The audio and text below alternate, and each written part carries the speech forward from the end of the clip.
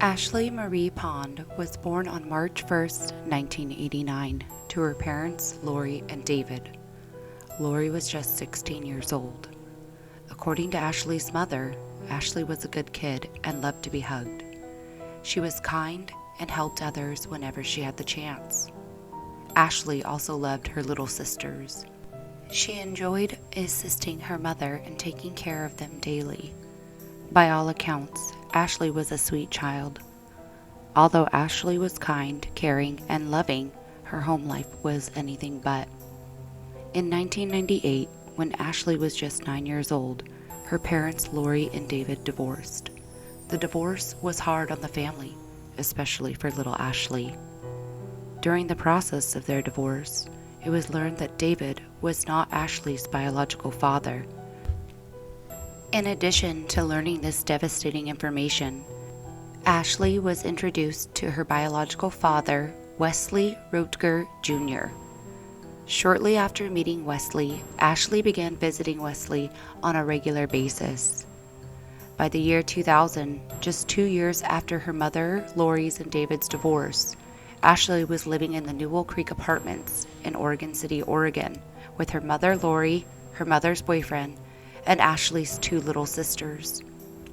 Ashley's home life was proving to be difficult, and she and her mother were at odds, constantly fighting and arguing. A neighbor in the complex called the police to report a young girl crying outside in the rain all alone. When the police arrived, they found Ashley alone outside and in the rain, just as the neighbor described. Police determined that Lori had locked her daughter, Ashley, out of the house as a form of punishment. Unfortunately, many other neighbors would go on to make the same reports about the family's home regarding their domestic disturbance, fights, and noise complaints. Despite Ashley's home life, she was able to find peace and happiness by joining her school's dance team at Gardner Middle School and being able to be on the swim team. According to many, you could find Ashley in the pool or at dance practice. In addition to finding peace in her extracurricular activities, Ashley found comfort in her friendships as well. Her 2 closest friends were Mallory Weaver and Miranda Gaddis.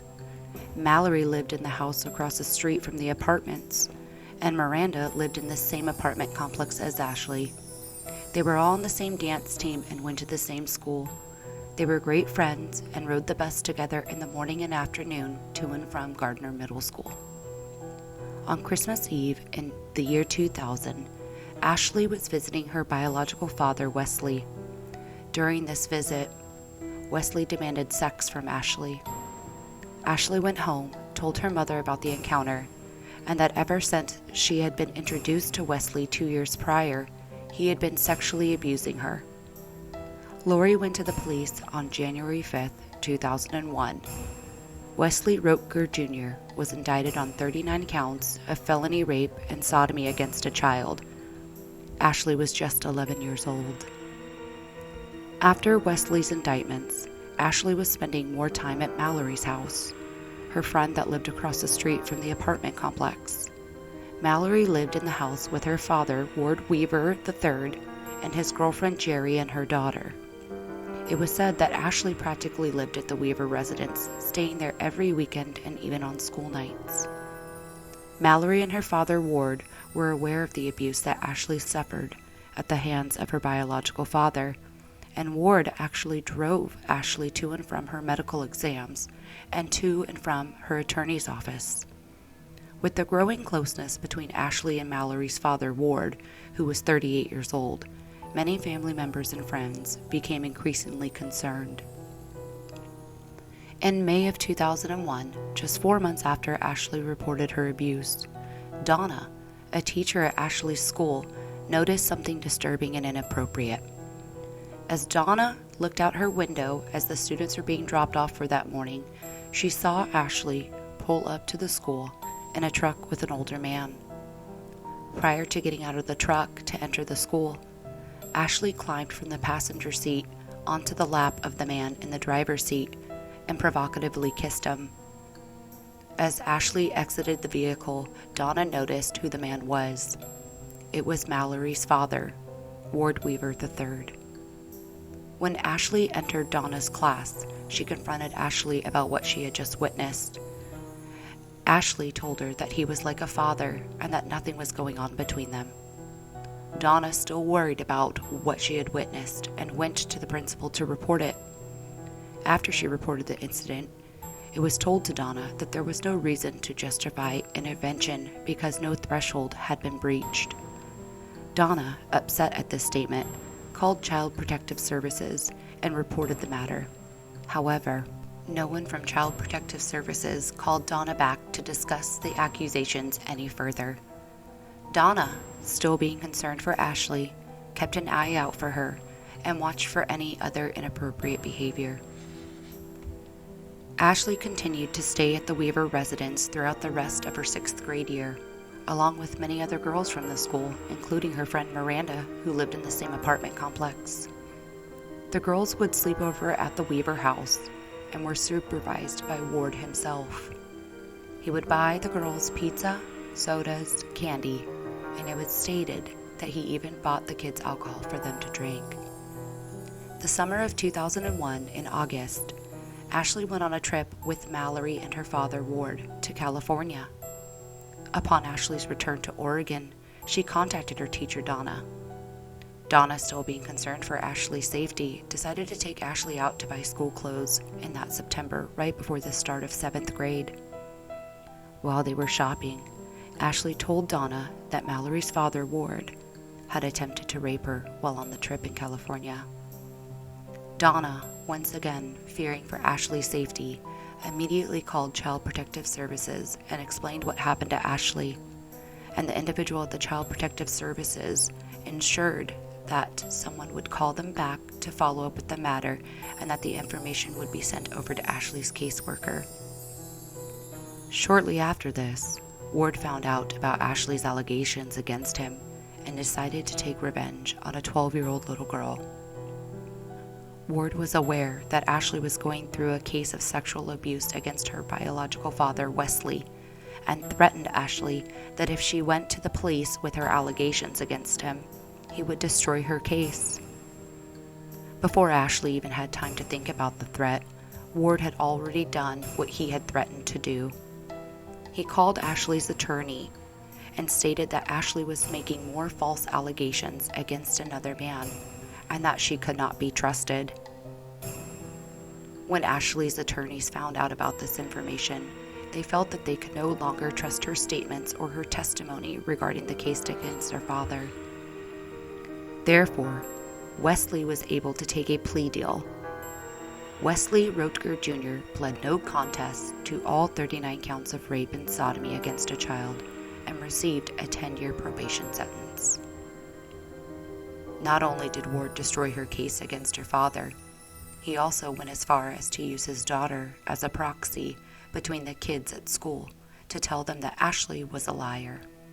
Many students found out about the allegations that Ashley had made against Ward, and they ostracized her for it. Even when other students went to Weaver's residence to play with Mallory, he would tell them that Ashley was a liar and could not be trusted, and would badmouth Ashley to anyone that would listen. 2 months after Ashley's allegations against Ward, around Thanksgiving, Ashley reconciled with Ward and started going over to his house again to hang out with Mallory. 1 month later, in December, Ashley's mother, Lori, received a phone call from Ward's girlfriend, Jerry.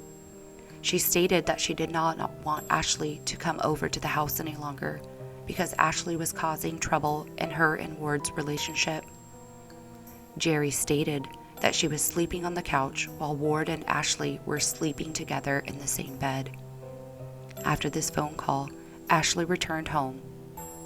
2 weeks later, on January 9th, 2002, at the start of the new year, according to Ashley's mother, Ashley woke up that morning, got ready for school, and left to catch her bus. After school, Ashley had dance practice, so her mother did not expect her home until later that evening. However, when 6 p.m. came and Ashley still hadn't returned home, Lori called the police to report her daughter missing. The next morning, 24 hours after Ashley had been last seen, Detective Viola Valenzuela Garcia went to Gardner Middle School to interview friends of Ashley and her teachers. She interviewed Miranda, Ashley's friend that lived in the same complex as her, as well as Mallory Weaver, who lived in the house across the street. While she spoke to Ashley's friends, the detective realized that Ashley had an extremely strained and broken relationship with her mother, and it was possible that Ashley could have just ran away. Mallory told the detective that there could be a place that she is hiding that is around the apartment complex. Detective Valenzuela Garcia asked if Mallory would show her the places, and she agreed. However, to do this, the detective needed to get permission from Mallory's father. Detective Valenzuela Garcia reached Ward while he was at work. Ward stated that he had heard about Ashley's disappearance the night before, and that she had also had a tendency to make false allegations against men and needed to seek professional help. A week had passed with no signs of Ashley, and her disappearance was all over the local news. There were many search parties organized to aid in the efforts to help locate Ashley safely and alive. During one search, the Oregon City Police brought in a search dog from the Search 1 Canine Detection Unit. The dog's name was Klaus. Klaus picked up the scent of Ashley at the bottom of a hill near her apartments and took the officers up to the top of the hill where Ward Weaver's residence was. Ward saw the dog from his window and proceeded to open his front door, and as he did, he called to the dog, "Here, boy." Klaus ran up to the front door and kept sniffing. Ward started to pet the dog and told the officer, "What a neat animal. Sniff away, Klaus." The dog handler asked Ward's permission to search his property, and Ward agreed to let them search the outside, but not the inside. Unfortunately, the dog did not find anything outside on the property. On January 18, 2002, the Oregon City Police announced they were bringing in the FBI. At the same time that the police announced they were bringing in the FBI, a family member contacted Linda O'Neill to help assist in locating Ashley. Linda was a peripheral family member of Ashley's. She was known as her step-grandmother. Linda was also an investigator at the time of Ashley's disappearance, and the family assumed that she could help locate, or at the very least, figure out what happened to Ashley. Lynn decided to start at the beginning. According to the book, The Missing Girls, co-authored by Linda O'Neill, Philip Tennyson, and Rick Watson, Linda went to Ashley's apartment and waited at her bus stop. As she waited, she noticed a bus pulling up and dropping off kids. As two girls walked by her vehicle, Linda stopped them to see if they would talk to her about Ashley's disappearance. The two girls agreed and spoke to Linda. One of the girls stated that she was on the dance team with Ashley and they lived in the same complex. Shortly after, the two girls had to leave. As they were walking away, Linda asked for one of the girls' names. The girl that yelled back said, "Miranda Gaddis." In February 2002, a month after Ashley went missing, Mallory had a birthday party at her house. Several girls were there in attendance, including Miranda, Ashley's friend. During the party, Mallory heard Miranda telling another girl that she did not trust Mallory's dad, and that everyone needed to watch out for him because he was creepy. Mallory told her father about Miranda's comments, and Ward became extremely upset. Just a little while later, it was time for the ice cream. Ward stated that the ice cream was in his freezer chest in his shed, but the freezer had a lock on it, and he was unable to locate his keys. Therefore, he asked his ex-wife Jane to go and buy ice cream for the kids. At the same time, Jane thought that this was suspicious, as Ward never lost his keys and always kept them by his side. Things only became stranger as the night went on. Jane saw that in Ward's backyard, Ward and his son Francis had dug a large hole for a hot tub. When Jane asked him why he needed to dig such a big hole, he stated that he was putting in a cement slab for a hot tub but needed to put barrels in the ground to help the keep foundation solid. During a conversation with Ward, she stated that digging a hole when a girl has gone missing is extremely suspicious. Ward replied, "Let them come look." As she turned and walked away, she saw the 2 barrels sitting on the ground next to the hole. The next month, on March 1st, 2002, would have been Ashley's 13th birthday. It had been nearly 2 months since she was last seen. Police and FBI were looking at every possibility and even looked towards Lori, Ashley's mother, as a person of interest. They found all the domestic disputes, fights, and complaints in her police file, and thought that maybe she had something to do with Ashley's disappearance. However, Ashley's mother proclaimed her innocence and stated that she believed Ward Weaver III had something to do with her daughter's disappearance, and that they should look into him. Just a few days after what would have been Ashley's 13th birthday, a private search dog trainer by the name of Harry Oakes offered his services to Lori to help locate Ashley. Lori agreed to use Harry and his dog, Valerie, to help in the efforts to locate her daughter. By the time Harry was getting ready to search for Ashley with his dog Valerie, another girl went missing from the Newell Creek apartments. It was Ashley's friend, Miranda Gaddis. Miranda Gaddis was born on November 18, 1988, to her parents Michelle and Jason. Miranda's life started out rough. Her father, Jason, was convicted of kidnapping and sexually assaulting 2 young girls. During his arrest, it was stated that he actually used Miranda as a shield against the police. The police were able to arrest Jason without harming Miranda. He was sentenced to 6 years in prison and 54 years post-release supervision. This ultimately led to both her parents divorcing one another. As if Miranda's life was not hard enough, her mother's boyfriend, Brett McEnany, sexually abused Miranda and 2 other minor girls. He was indicted on 22 counts of sexual abuse and was sent to prison for his crimes. After her abuse, Miranda received counseling at school and wrote a letter regarding her experience with the abuse, and her counselor found it so moving that she sent it in to the Community Advocates, a nonprofit that helps prevent the abuse of children. The individuals in the Community Advocates found her letter inspiring, so they laminated it and used it in their training. Miranda was only in 5th grade. Miranda, like Ashley, found joy in school, friends, and dance. Miranda and Ashley were on the same dance team. She was so close to Ashley that in the weeks after Ashley's disappearance, Miranda was working on a dance routine to help raise funds for the efforts in locating Ashley. Miranda loved those all around her and protected those she cared about. On March 8, 2002, Miranda said goodbye to her mom as she left for work, and Miranda was supposed to leave for school at 8 a.m. to catch her bus. Miranda never made it to her bus that day or to school.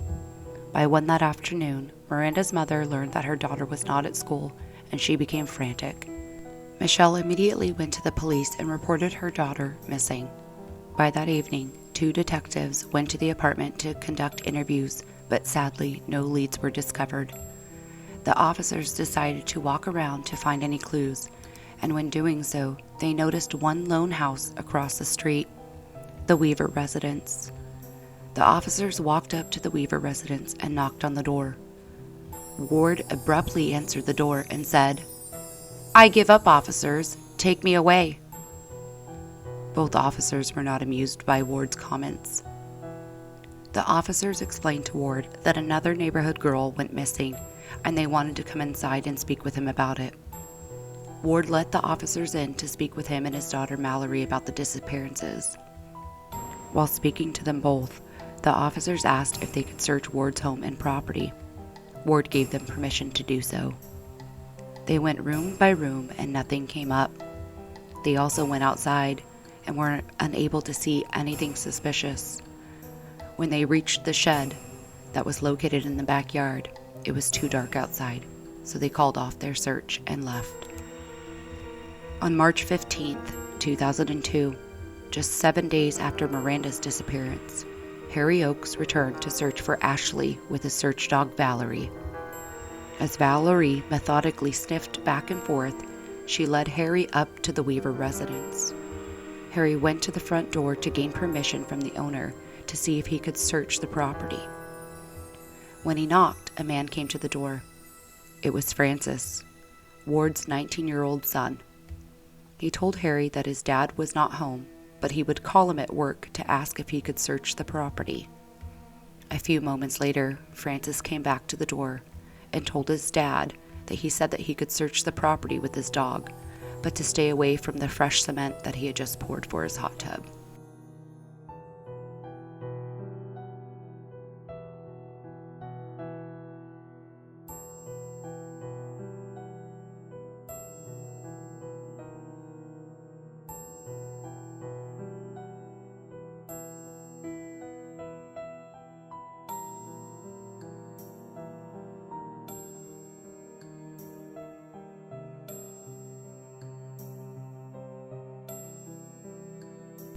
Harry understood and took Valerie to the backyard.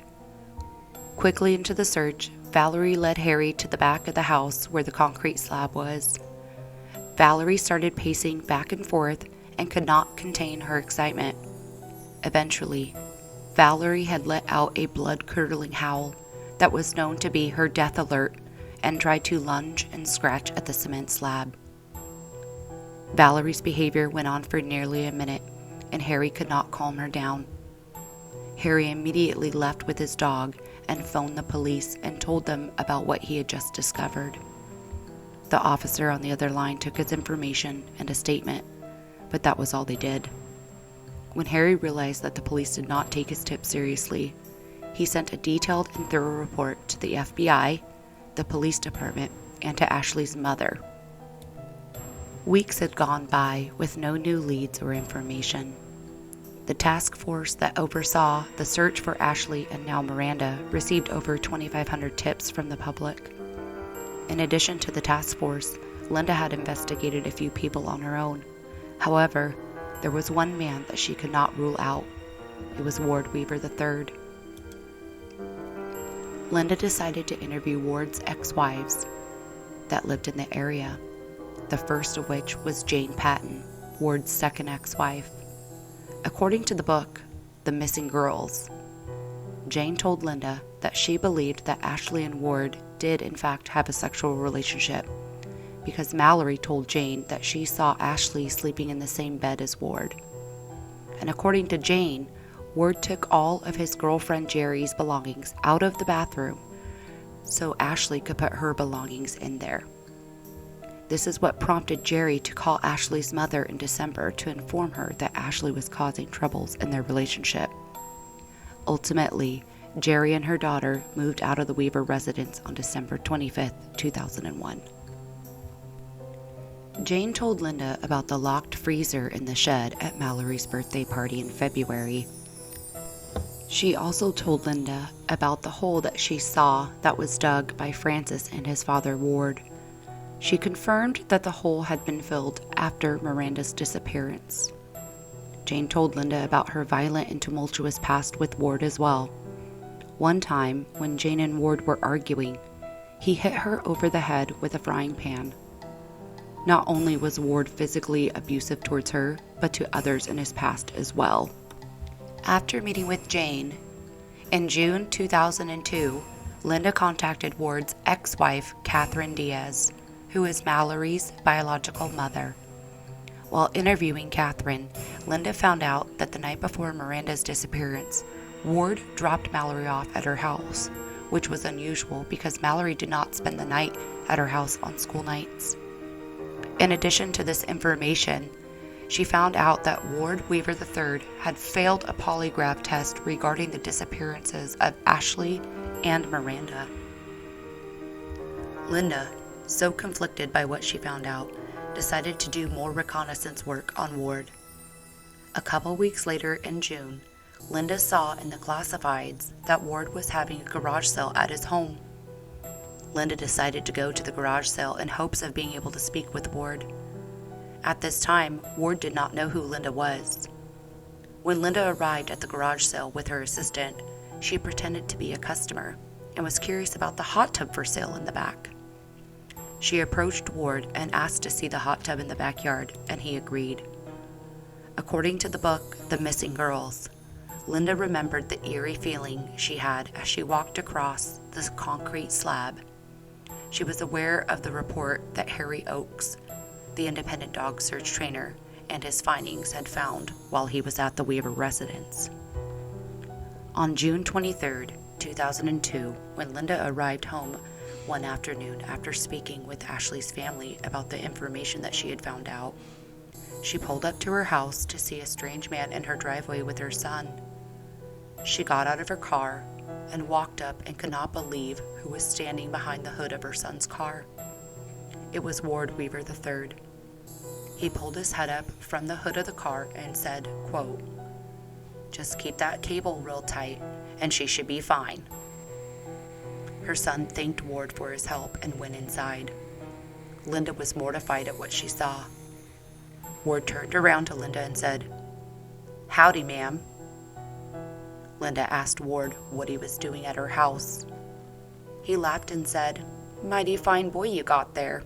I hear you also have a daughter. Kids are so naive, aren't they?" Linda told him that her family was none of his business, and Ward said that he was there to tell her the same thing. He then turned and got in his truck and left Linda's house. To be continued.